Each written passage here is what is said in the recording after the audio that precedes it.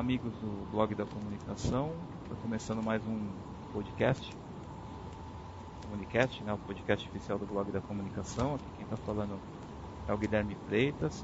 Como a gente já tinha dito, né, durante a semana passada, a gente mudou um pouquinho o podcast. Agora ele vai ser exclusivo para esporte.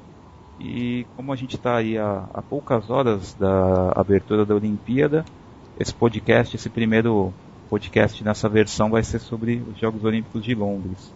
Promete ser aí uma competição bem bacana da gente acompanhar nas próximas semanas. E hoje a gente vai discutir esse assunto. Eu estou participando aqui desse Comunicast com o Leandro Lopes e com o Eric Rodrigues, que escrevem lá no Blog da Comunicação. E a gente vai dar aí uns palpites, uns comentários sobre esse grande evento que em 2016 vai ser sediado aqui no Brasil, na cidade do Rio de Janeiro. Bom, primeiramente eu queria dar boas-vindas aí aos nossos dois participantes. Leandro, seja bem-vindo aí mais uma vez ao Comunicast e vamos aí discutir sobre esses esportes. Um abraço, Guilherme, um abraço para o Eric, aos nossos amigos que já nos acompanham há um tempinho. É sempre um prazer participar do Comunicast e agora, em se tratando de Olimpíadas, é um prazer ainda maior. Expectativa para os eventos de Londres e que o Brasil aprenda e observe bem como fazer para se preparar legal para 2016. É isso aí. Bem-vindo, Eric, também ao nosso Comunicast. Vamos aí debater sobre a Olimpíada de Londres. Oi, Guilherme, oi, Leandro. Obrigado mais uma vez pelo convite para participar do Comunicast. A expectativa é grande para esses Jogos Olímpicos, uma vez que deve ser uma das maiores edições do evento, numa cidade cheia de atrações para quem for acompanhar. E vamos ver qual vai ser o desempenho dos atletas brasileiros, que parecem que dessa vez estão um pouquinho mais preparados para a competição. A gente havia definido, né, começar esse Comunicast falando sobre dando uma análise geral sobre alguns esportes que vão rolar lá em Londres. Cada um de nós três selecionou uma modalidade para abordar aí com um pouco mais de aprofundamento, né? E o Leandro pegou o basquete, né? E vai falar um pouquinho sobre essa modalidade, né? Até porque o basquete masculino volta para a Olimpíada depois de muito tempo fora e está com uma geração forte. Fez alguns amistosos contra seleções tops, foi bem e tem muita gente otimista, né? Uma boa campanha, né? Já que o feminino não está muito bom, não há muito otimismo, né? Então, o que você pode falar aí do basquete brasileiro nesses Jogos Olímpicos, Leandro? Isso aí, Gui. Você falou do basquete feminino, depois do corte, mais uma vez, da Izzy, e mais uma vez, dizendo por problemas de comportamento. É triste, alguns consideram ela a jogadora mais técnica da seleção. É triste o corte e realmente para o basquete feminino fica complicado. As Olimpíadas não tem duas perspectivas. Ao contrário do masculino, né? Você citou o longo tempo, são 16 anos longe dos Jogos Olímpicos. E o Brasil tem tradição nesse esporte. E chega agora com esperanças de medalha, né? Ainda que tenha seleções muitíssimo fortes nos Jogos. A gente não precisa nem falar do Dream Team americano, é fantástico. Eu assisti os amistosos deles, há pouco acabou de terminar Estados Unidos e Espanha.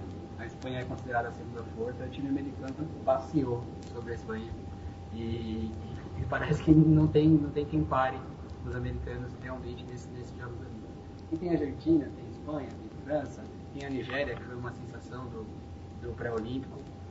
A expectativa é muito boa. O técnico americano, por exemplo, fica como um dos favoritos à medalha.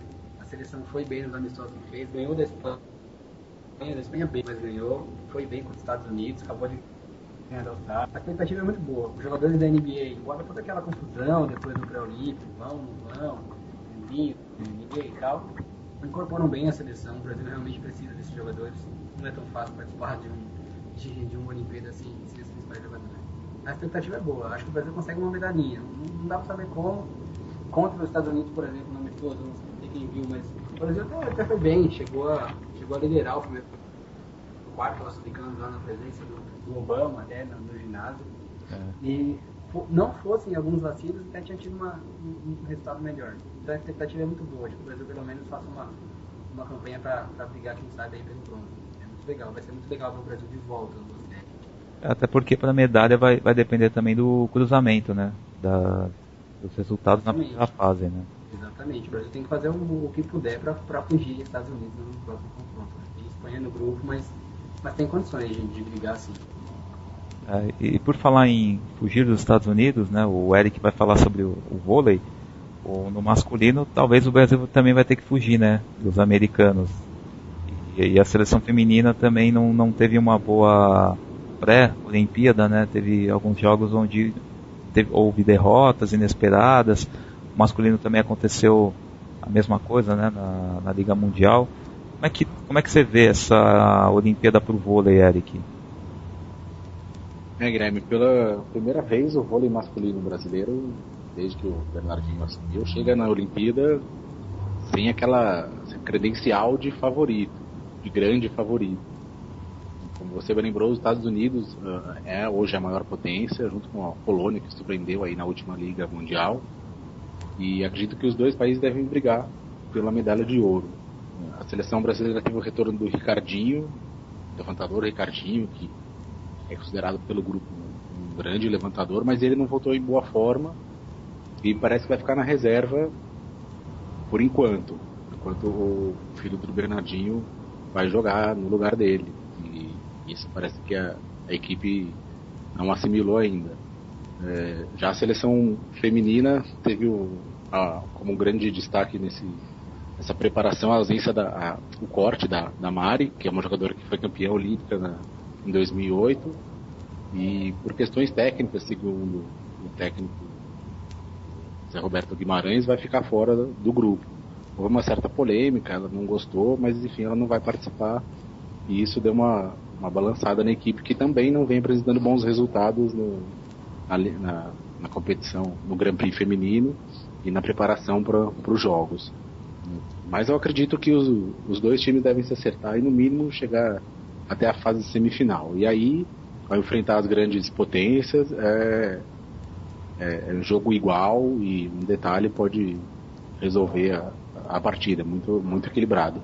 Mas nesse cenário inicial, as duas equipes me parece que não disputam o ouro por enquanto. Até porque em Pequim, né, o masculino chegou, né, na final e perdeu justamente para os Estados Unidos. Né?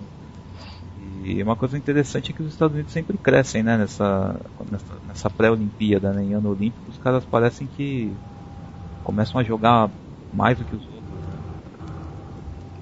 Né? Eles não têm um desempenho constante assim na liga, que é um torneio anual, na Liga Mundial, no masculino, mas na hora dos torneios principais eles se agigantam, tanto no Campeonato Mundial quanto na Olimpíada. Eles sempre chegam no mínimo a semifinal, é uma equipe muito forte e para mim é a favorita para o ouro nessa competição em Londres. A gente vai ter também bons jogos no vôlei, né? Agora, para completar essa primeira parte, eu optei por escolher a natação, né? Que é um esporte que eu acompanho também há um tempo. E na natação o Brasil chega com uma equipe muito forte também. Eu acho que é a melhor equipe do Brasil nos últimos anos em Olimpíada. Tem o Cielo, né, que é o grande nome da equipe, favorito para ganhar o 50 livre, o 100 livre também está bem cotado. E tem outros nomes, né? O Bruno Frato cresceu nesses últimos tempos, o Felipe França também chega bem para disputar a medalha no peito. Tem o Thiago Pereira que parece que vai, não vai, mas eu acho que esse ano talvez ele consiga. Ele mudou de técnico, né? Treina agora junto com o Cielo, então tá bem mais motivado. E na natação feminina do Brasil, infelizmente, está ainda muito abaixo do nível mundial. Não vejo assim uma solução a curto prazo. Acho que vai ter que haver um investimento muito grande. E no cenário internacional, né, a grande disputa é entre o Phelps e o Lott, né? O Michael Phelps, que chega em Londres para se consagrar como o maior atleta olímpico, né, para tentar bater o recorde de medalhas de ouro.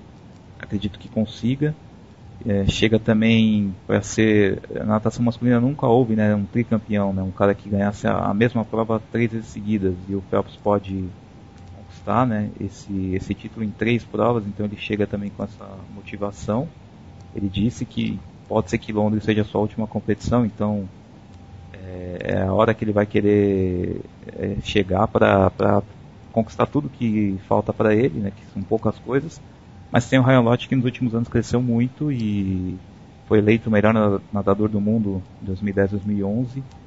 E acho que vai ser assim a pedra no sapato dele. Vai ser as provas onde eles vão se enfrentar, provavelmente serão as provas mais esperadas pelo público.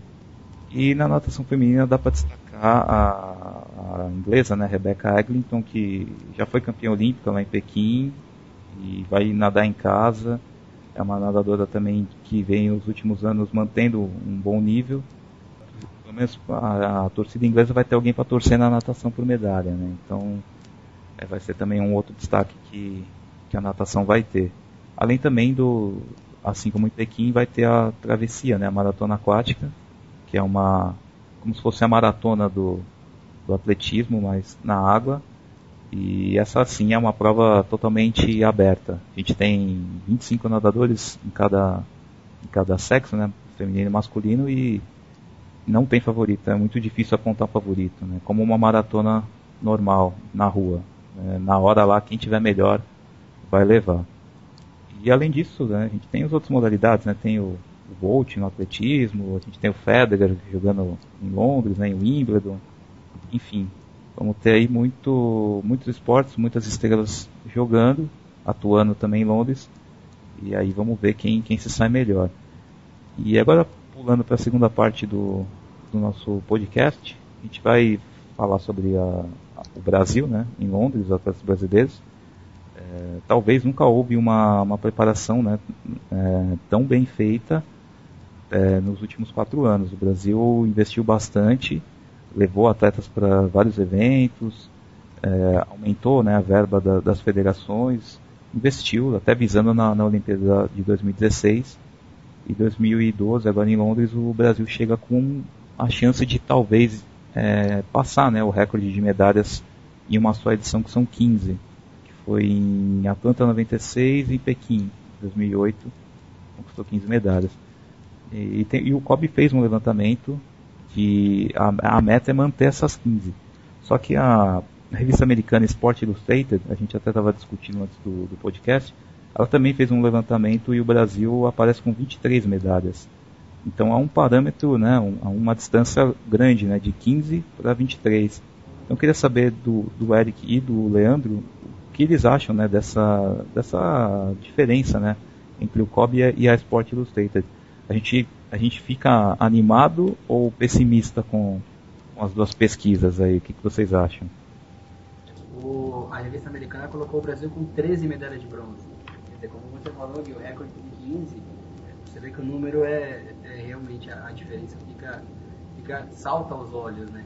Mas eu acho que é bom levantar esse tipo de discussão, porque como você também bem levantou, o Brasil tem investido nos esportes, não como a gente gostaria, não com a mesma estrutura que as grandes potências, mas a gente tem expectativa assim de ter atletas com bons resultados. E todos aqui, a gente não vai poder falar aqui dos nomes, de quem a revista levantou, mas são atletas com certo respaldo, né? Tem Chad, tem Cielo, tem Diego Hipólito. E claro, o problema dessas divisões não é só a técnica e o número delas, mas sim o que nos apaixona no esporte, né? Que é o ponderável. Quer dizer, a gente não vai acontecer. O time do Mano, por exemplo, colocado aqui como possível medalhista de ouro, seria inédito no futebol, mas a gente não sabe, o esporte é bem isso, a expectativa é boa. Eu acho que não vai chegar a 23, seria um salto magnífico, e aí nos geraria uma grande expectativa para a Olimpíada aqui no Rio. Mas acho que 23 é difícil, superar 15 também não é tão fácil. Você vai, eu sei o palpite que você vai arriscar, os 17 que você vai arriscar, eu acho que é por aí mesmo, entre 15, 18, 23 é muito complicado. Todos os atletas que estão aqui têm chances, a gente sabe que tem chances, mas não vai ser certeiro assim, né? Um ou outro vai acabar falhando. É muito difícil mesmo em Olimpíada a gente ter previsões certinhas, né? Até porque em alguns esportes é o detalhe, né? Exatamente, o Hipólito, por exemplo, que está aqui, na última também tinha grandes esperanças, mas um detalhe, uma escorregada e acabou. Tem boxeadores aqui muito bons, mas é detalhe, né? É tem a questão do atletismo, né? Que uma queimada na largada já é adeus a prova. Exatamente, é complicado, mas o que eu acho que a gente pode ficar muito orgulhoso é de ver que uma revista com tanto prestígio colocar o Brasil nessa colocação. Quer dizer, a gente está, não é o ideal, é longe do ideal inclusive, mas está melhorando, ainda que seja devagar, está melhorando. E você, Eric, você concorda com os argumentos aí do Leandro? Eu concordo, também acho um pouco exagerada essa previsão. Eu não... Entre a previsão da Sports Illustrated ali do COB de 15 medalhas igual na Olimpíada passada, eu prefiro acreditar na Sports, mas mesmo assim acho que houve uma super avaliação das expectativas dos atletas brasileiros. Eles citam aqui, por exemplo, como os atletas que podem ganhar a medalha de ouro, o boxeador Everton dos Santos e a judoca Sara Menezes. A Sara, se não me engano, vai a primeira Olimpíada dela, uma judoca de talento, mais jovem. Então, é bem difícil. Pode ser que ela belisque um bronze, e no máximo por estrear na competição. Mas não vejo como chance desses dois atletas conseguirem a medalha de ouro. Mas como vocês disseram no início, houve um grande investimento do COB. Eles montaram uma estrutura grande num ginásio chamado time, que eles nomearam Time Brasil, com uma melhor infraestrutura que já tiveram na Olimpíada. Hoje eu vi uma matéria falando da equipe de apoio administrativa. Eles têm motoristas exclusivos para socorrerem os atletas, todos os carros têm GPS para saber onde estão, para resgatar os atletas que têm algum problema físico, levar rápido para um tratamento. Então tudo isso tende a se converter em mais medalhas, né? Eu acho que não fica nas 15 da Olimpíada passada, acho que passa, pode chegar até 18, 20, mas 23 com essas de ouro, assim, não acredito também não. Porque segundo esse balanço aí são 8 de ouro, né? E na última Olimpíada foram só 3, né? Então é uma diferença grande. É mais do que dobrar, então é um avanço muito grande. A gente torce e tal, mas analisando friamente não deve acontecer. E muitas dessas medalhas assim são em esportes onde acontece muito detalhe, né? Por exemplo, o judô é um esporte que é muito detalhista, né? Não é, por exemplo, como os Estados Unidos no basquete, né? Que você fala são favoritos, mas são mesmo os favoritos, né? Eles já dominam o esporte, né? O judô, o cara se dá uma vacilada, o outro vai lá dar um ipom, acaba a luta, né? A própria no iatismo também, né? O cara pegou um vento errado, ele joga fora a prova. Então, são esportes assim muito difíceis, né? A própria natação também é uma modalidade onde um erro, dependendo da prova, você acaba perdendo, né? Totalmente a medalha ou um lugar na final, né? Então, eu acredito que se fosse para chutar, eu chutaria umas 17 medalhas. Eu acho que dá para chegar até 20, mas eu acho que 17 é um número para o Brasil, pelo que investiu, razoável, né? Até porque a gente sabe que mesmo se o Brasil chega nessas 23 medalhas, tem muito ainda o que fazer, né, no esporte olímpico, né?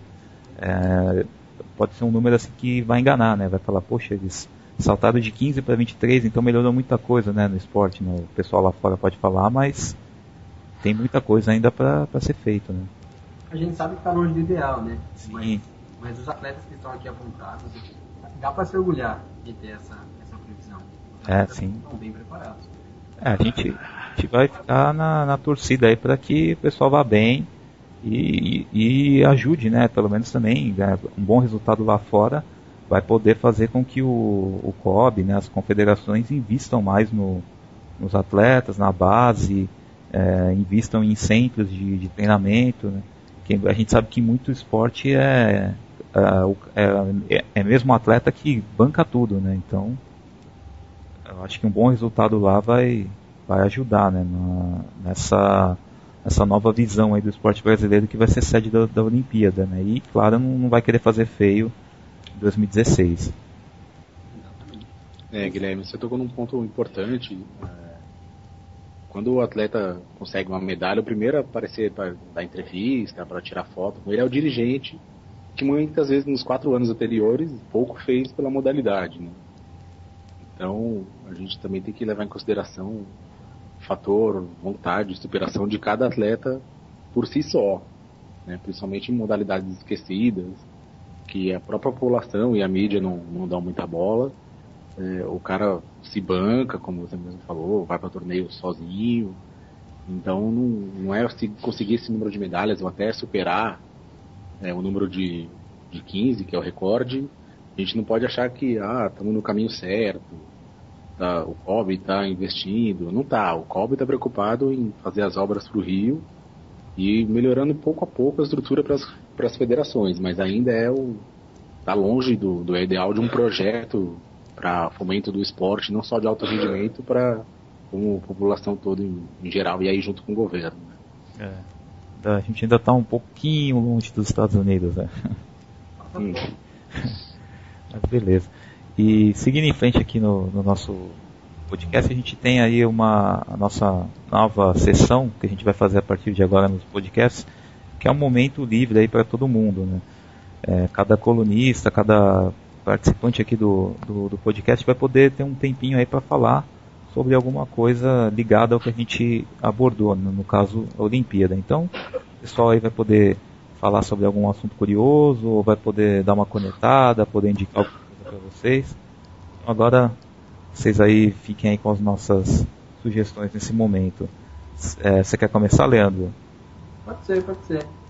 É rapidinho, eu queria só apontar, a gente está num evento tão bonito como as Olimpíadas, apontar essa discussão que se teve recentemente sobre a seleção brasileira de futebol, por exemplo, fica fora da Vila Olímpica, de repente os astros da NBA, até o Federer, né, a gente conversava há pouco sobre isso. Complicado, né, acho que é um momento tão bonito, acho que a experiência de estar na Vila Olímpica, e até mesmo os próprios jogadores de futebol, quando visitaram, você via que os caras queriam conhecer, queriam ver. Eu acho que era uma competição para não ser levada assim tão a ferro e fogo. Eu sei que o ouro é importante, os resultados são importantes, de repente ficar num hotel isolado aumenta a concentração, mas é uma festa, né? Tem atletas que são proibidos até de participar da festa de abertura, da concentração. E a Ropsol já disse pra gente como é que é a coisa lá dentro, né? Então, sei lá, é só uma festa. O começo da competição devia ser essa grande movimentação, essa grande expectativa para as Olimpíadas devia ser preservada, principalmente para também que está para dentro, que isso, é espetacular. Legal. E o que você deixa aí de sugestão, comentário, Eric, sobre a Olimpíada? A minha cornetada vai para o COI, que está tentando proibir o uso das mídias sociais pelos atletas. Como a gente já sabe, nos últimos anos o uso da mídia social virou febre em todo mundo, e muitos atletas, clubes, entidades usam esse canal para um contato próximo com o torcedor. E o COI quer proibir isso durante os jogos, dizendo que isso atrapalha o desempenho dos atletas, mas na verdade ele quer proteger os patrocinadores que pagam a conta do evento de não aparecerem na hora que o atleta fala, né? Na hora que o atleta dá uma entrevista, por exemplo, numa zona mista, atrás está o banner de todos os patrocinadores. Se ele evita isso, se expressa pelo Twitter, a página dele, o perfil dele vai ter muito mais acesso e não vai aparecer nenhum patrocinador da Olimpíada. Então a questão é puramente comercial, não é que atrapalhe em nada o desempenho de nenhum atleta. Mas mostra como muitos dirigentes, mesmo fora do Brasil, a gente costuma criticar o Brasil, mas isso é até recorrente em outros países, que eles ainda não dão a devida importância para as mídias sociais ou então tentam barrá-la em detrimento aos seus interesses comerciais, né? Então o COB precisa rever sua política, porque não tem volta o uso das mídias sociais, e ela pode reverter isso para um canal próprio, para fazer uma cobertura própria, e aí assim divulgar seus parceiros, que é mais do que justo, porque eles, enfim, pagam a conta do evento. Mas evitar, proibir nunca é o caminho melhor a ser seguido, e o COB precisa dar um passo à frente para ficar alinhado, até porque o público jovem que usa as mídias sociais é de interesse dela e dos seus parceiros. Então, precisa ficar mais atento a essa questão. É verdade. E para só citar aqui a minha indicação, né, eu queria indicar aí para quem está ouvindo a série de documentários que a ESPN produziu não, né, de várias produtoras mas a ESPN apresentou vários documentários sobre atletas olímpicos da história do Brasil, né? Então teve Maria Lenk, teve o Servílio de Oliveira, boxeador, né? Primeiro boxeador a ganhar medalha em uma Olimpíada, teve do Cláudio Cano, Aldemar Ferreira da Silva, enfim, foi uma série de vários documentários bem legais, curtos, né? Documentários de 5, 30 minutos, falando sobre esses atletas, falando da importância deles para o esporte olímpico brasileiro. São até esquecidos, né? Não são citados, nem hoje em dia, mas é sempre um pouco da história, né? do esporte olímpico brasileiro sendo relembrado. E são documentários bem feitos, alguns até devem virar filmes mais para frente, né? Até visando essa Olimpíada no Rio. E fica a dica aí para assistir ao longo das Olimpíadas, a ESPN vai realizar. Fica aí minha dica para acessarem. Se não me engano, são 10 documentários. Eles vão sair nos canais da ESPN, vocês podem acompanhar que vale a pena. São documentários legais. E durante a Olimpíada a gente vai voltar nesse mesmo tema, falando aí sobre os jogos lá em Londres. Então eu gostaria de me despedir aqui dos dois participantes do podcast, Leandro e Eric. Foi um prazer aí a participação de vocês, e durante a Olimpíada a gente volta aí para comentar mais. Obrigado, Guilherme, obrigado, Eric, um abraço para vocês. É sempre um prazer participar do Comunicast do Blog Comunicação. Expectativa muito grande para Londres, é um grande evento, com certeza vai marcar. E sempre que possível eu estarei aqui com vocês, conectando, brincando, falando sobre esporte, que é muito bacana. Obrigado mesmo. Estou sempre à disposição para a gente falar de esporte, que é sempre legal, e vamos torcer aí para o Brasil e também para termos grandes momentos do esporte, mais uma vez, nesse evento tão bacana que é a Olimpíada. Legal. E a gente fica por aqui então. Você já sabe que o Comunicast mudou, né? O nosso formato agora é só sobre esporte. E aí você pode entrar aí no site, baixar o programa em MP3, ouvir a hora que você quiser. E na semana que vem, nos próximos dias, a gente vai voltar para falar já sobre os primeiros resultados lá dos Jogos de Londres. Ligado aí no blog da comunicação, também a gente vai comentar sobre bastante coisa aí relacionada às Olimpíadas. Um abraço e até o próximo programa.